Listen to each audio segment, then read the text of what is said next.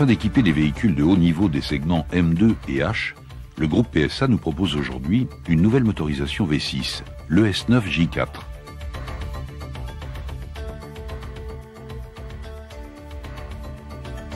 Ce moteur équipera également chez Renault les véhicules des mêmes segments plus les monospaces.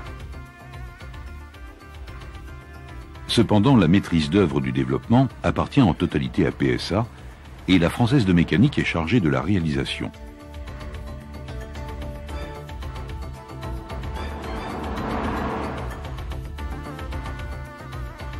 Ce moteur entièrement nouveau équipe dans un premier temps le plus haut niveau de la gamme 406. Ce 6 cylindres en V à 60 degrés bénéficie de toutes les avancées technologiques en termes de motorisation. Bloc moteur en alliage léger. 24 soupapes. Commandé par 4 arbres à cam en tête.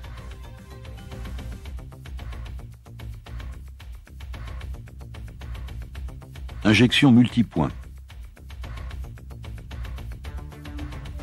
Allumage à distribution statique.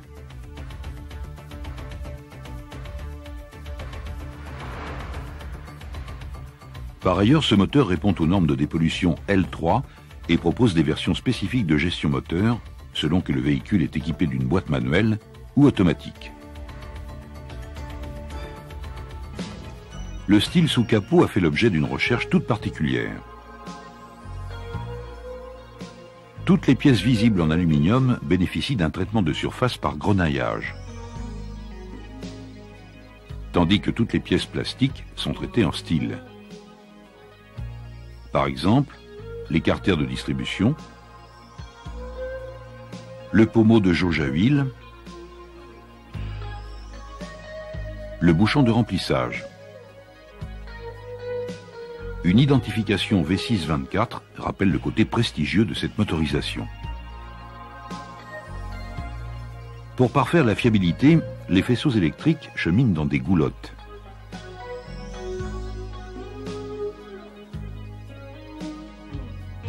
Ce moteur ES9 J4, d'une cylindrée de 2946 cm3, d'un rapport volumétrique de 10,5/1, développe une puissance de 194 chevaux ou 140 kW à 5500 tours minute.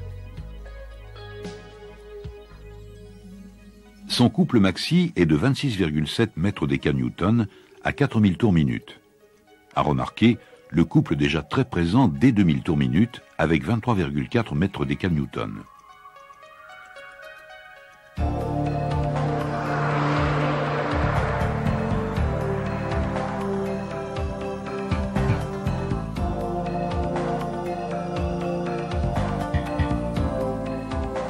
Le carter cylindre, court et ramassé, est en alliage léger.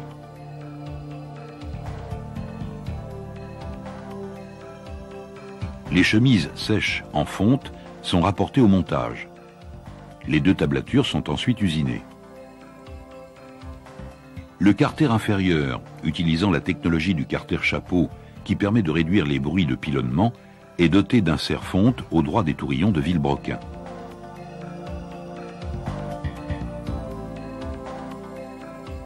Le Villebroquin est en acier forgé, puis maillé.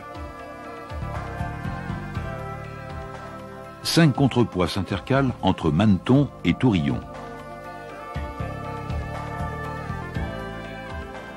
Le renforcement au bord des manetons et des tourillons est obtenu par galetage.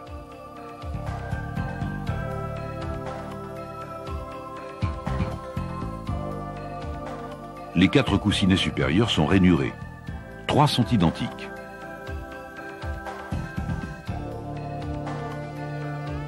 Et sur le palier 2, le coussinet est muni de 2 demi-flasques de butée.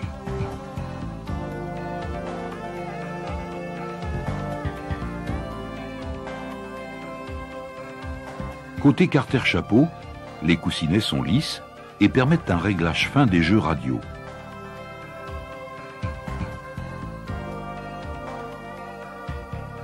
Ils existent en 4 épaisseurs différentes. Il n'est pas anormal de trouver des coussinets d'épaisseur différente sur un même moteur.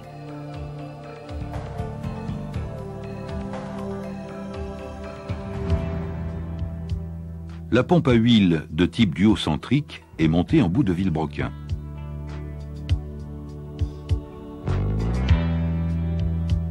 Une cloison fixée à la base du carter cylindre limite les barbotages de l'huile. Le tube de jauge permet la vidange par aspiration, tandis qu'une sonde informe le conducteur du niveau dans le carter, puis de la température.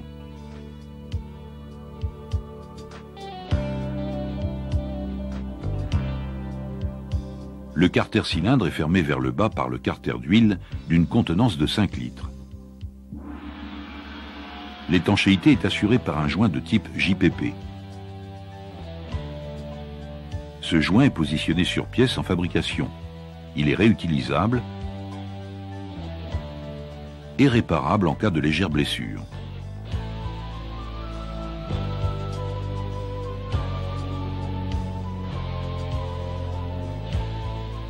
Les chapeaux de bielle sont fixés par des boulons. La tête est percée d'un trou de graissage destiné à l'arrosage des fûts. Le pied est garni d'une bague bronze. Les pistons reçoivent un axe flottant maintenu par 2 joncs.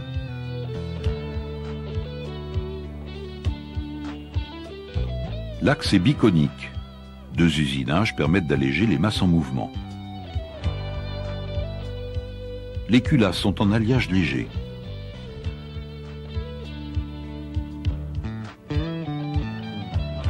Elles sont surmontées de 2 carters chapeaux de maintien des arbres à cames. Les soupapes sont commandées par des poussoirs hydrauliques. Elles coulissent dans des guides en laiton. Elles sont rappelées par un seul ressort.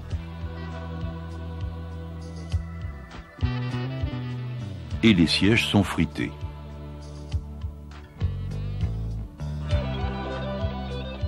Les bougies débouchent au centre de la chambre de combustion. À noter également la présence de joints de type JPP sur les couvre-culasses.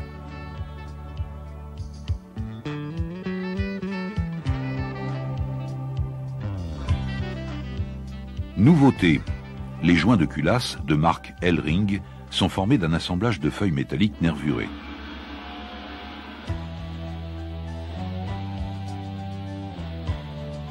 Les vis de culasse sont serrées à la limite élastique et ne nécessitent pas de resserrage ultérieur.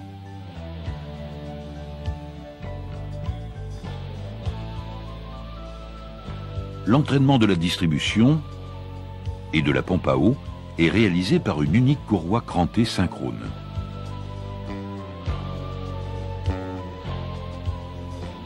La mise en tension est assurée par un tendeur dynamique. Les pignons d'arbre à cames sont montés sur des moyeux, facilitant le calage et le réglage de la tension.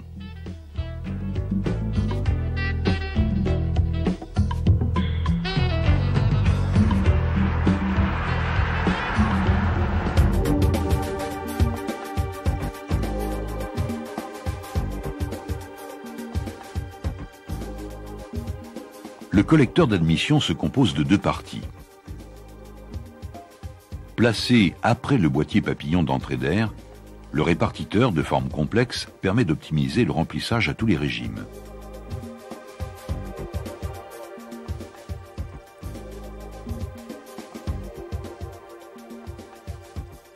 Et le socle partage les 6 entrées d'air entre les 2 culasses avant et arrière.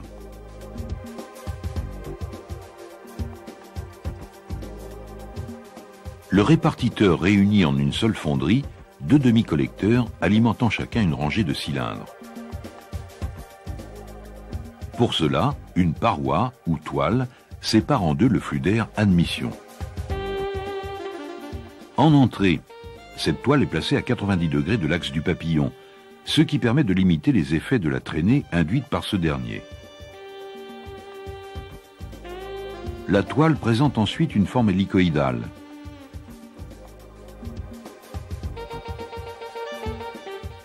et sépare en deux volumes inférieurs et supérieurs le corps de la pièce.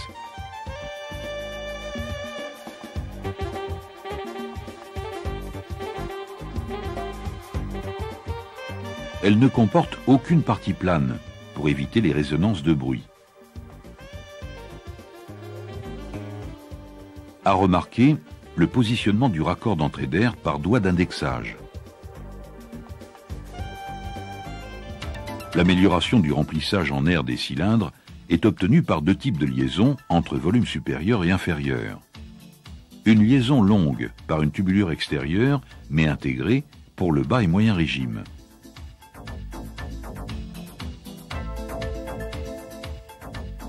Une liaison courte pour le haut régime.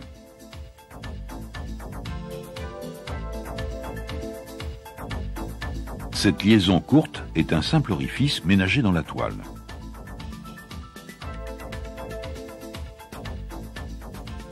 L'air se dirige ensuite vers les cylindres par 6 tubulures qui vont en se rétrécissant, ce qui augmente sa vitesse.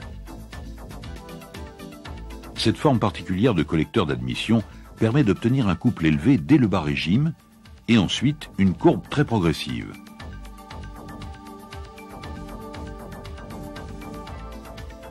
Les collecteurs d'échappement avant et arrière sont identiques, ainsi que leurs joints. Ils sont réalisés en fonte, fixation par 10 goujons et écrous par collecteur, écran thermique de protection,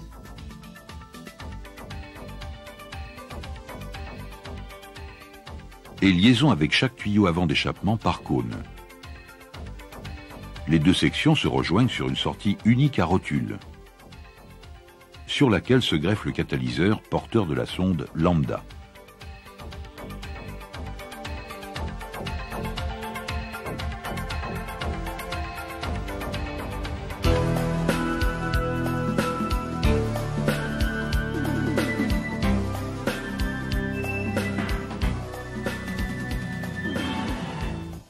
L'entraînement des accessoires est assuré par une courroie serpentine.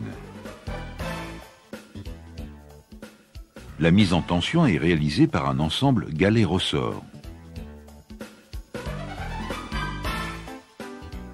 L'alternateur est de classe 12 ou 15 avec ventilation.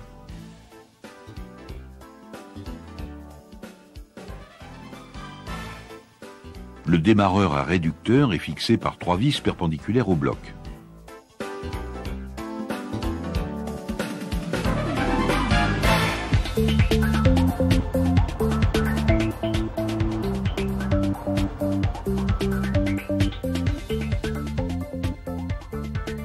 Le circuit de refroidissement utilise un radiateur dit multipasse. Cette conception permet d'allonger le parcours du liquide de refroidissement.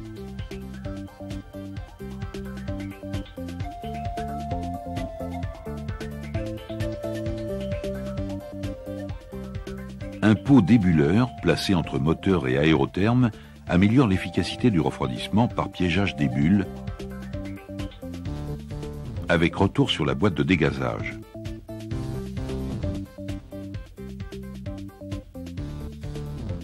La fixation des raccords d'eau est faite par des colliers à vis avec repérage de position par rail de peinture. La position des raccords est repérée par une touche de peinture. Le raccord d'eau de mise en charge du circuit est placé entre boîte de dégazage et pompe. Il est de composition mixte, métal et caoutchouc, et comporte une liaison par encliquetage rapide.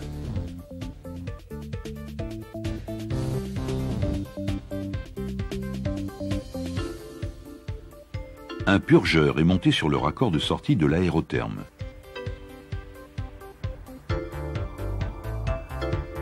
Présence de 2 robinets de vidange du bloc moteur. L'un est situé à l'arrière, côté tablier, l'autre à l'avant, derrière l'alternateur.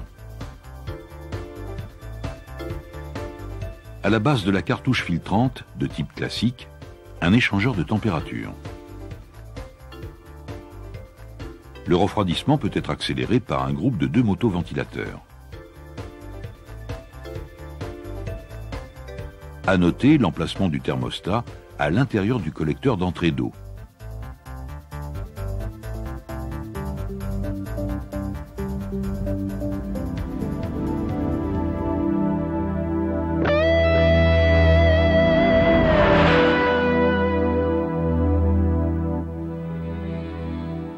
Le contrôle moteur est réalisé par le dispositif d'allumage injection Bosch MP7.0 qui permet d'assurer le niveau de dépollution L3. Au cœur du dispositif, le calculateur fonctionnant sur EEPROM et Flash EEPROM reprogrammables. L'injection est de type semi-séquentiel et dispose de 2 rampes de 3 injecteurs.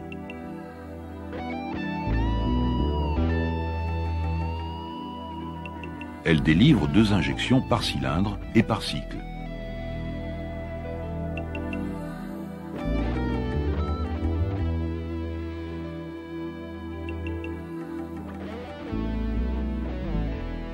Pour l'allumage, 3 bobines jumeaux statiques sont positionnées sur la rampe avant. 3 fils haute tension relient les bobines aux bougies arrière.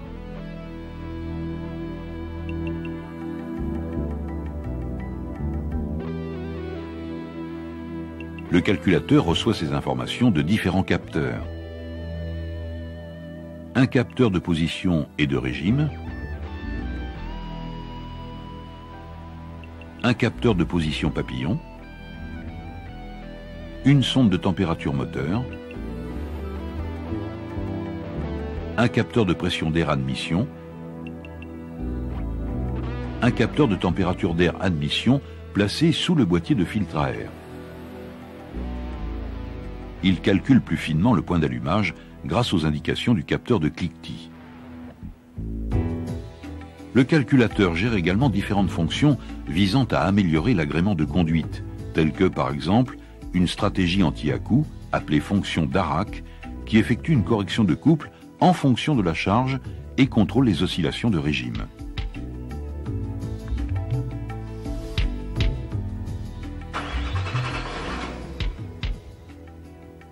Le ralenti est assuré par un actuateur fixé derrière le répartiteur.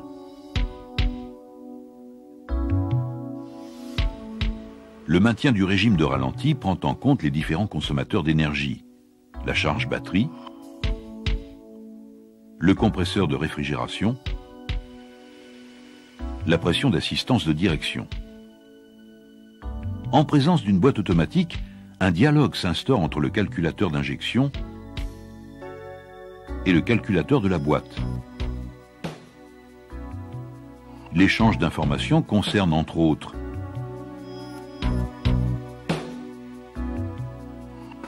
les signaux couple et régime moteur, le signal position papillon, l'information température moteur et le signal réduction de couple ou estompage. Enfin, le calculateur pilote l'électrovanne de purge canister. À noter que toutes les entrées et sorties sont interrogeables par les appareils de diagnostic.